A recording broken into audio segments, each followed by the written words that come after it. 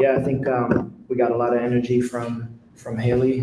We got a lot of from an offensive standpoint. We got a lot of energy from Michaela from a defensive standpoint. And then obviously the all-around effort from Angel catapulted us tonight.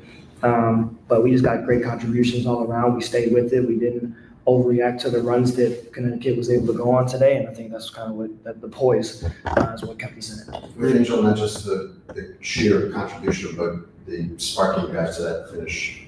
How crucial was that, her coming through at the right time?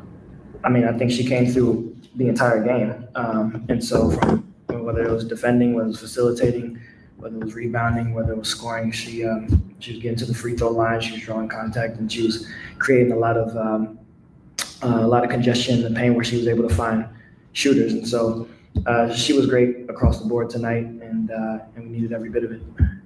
Were you using Haley a little bit differently today?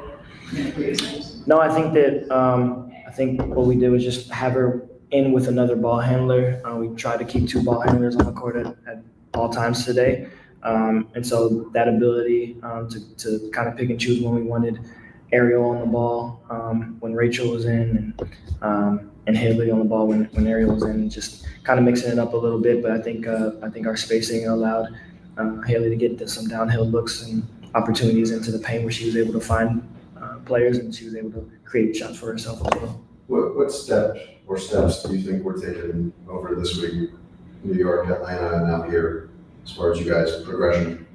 Yeah, I think our ability to overcome adversity is something that continues to stick out. We never get too down on ourselves. With plenty of reason to, we've been able to fight back, and we've been able to stay together through it. And we're able to see a bigger picture and a higher purpose for what we're doing and what we're believing in, and we're staying true to that. And I think that our connectivity is just what's kind of carrying us right now. And so we want to continue to build on that and keep it going and carry this momentum into Washington. Coach, speaking of contributions, to Ariel Atkins, who left with injury and came back, can you just speak to her grit and what she means to this team this season? She means a ton to this team on and off the court. Her leadership, her experience, her care for her teammates. It's all something that we preach throughout this organization, and it's something that we knew that when we traded for her, she would fit perfectly into the culture that we wanted to build here. And so that stuff like that translates and transcends beyond wins and losses. It's something that you can continue to build on when you're trying to establish a foundation of who you want to be. And so that's what we appreciative of her and look forward to moving down the line. Tyler saw she went straight to the locker room after something. What happened to her? Was she cut or? No, she got hit in the head. And kind of like in her ear, I guess. And it was, but she'll be okay. Yeah. Any more questions for Coach? Coach, Marina and Tina had big performances. Were there any adjustments that you're making during the game to stifle that and help y'all get through? Yeah, I thought our game plan against Marina was really solid. We executed it a lot better in the second half. We made a couple of adjustments. I thought Michaela was great on her in the second half, and Tina is Tina. She's a force down low, but I thought all 3 of our post players did a really good job of fighting for positioning down there and trying to limit her deep post catches and make it tough for her when she got the ball. And so we did a great job on them in totality.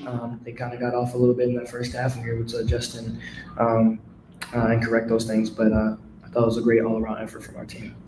We'll move to Zoom. One apiece, please. We'll start with Carly Bell. Hey, Coach.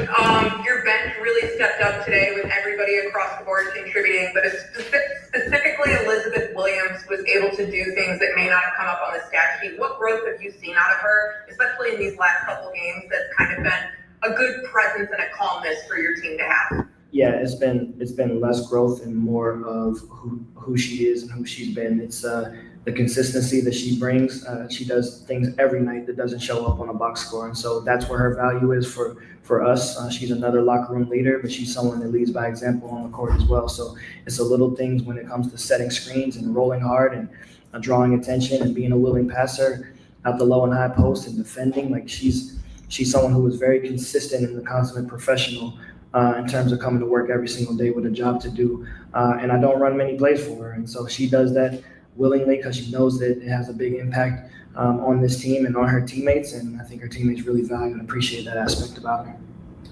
Move to Steven, please unmute. Hey, Coach Marsh.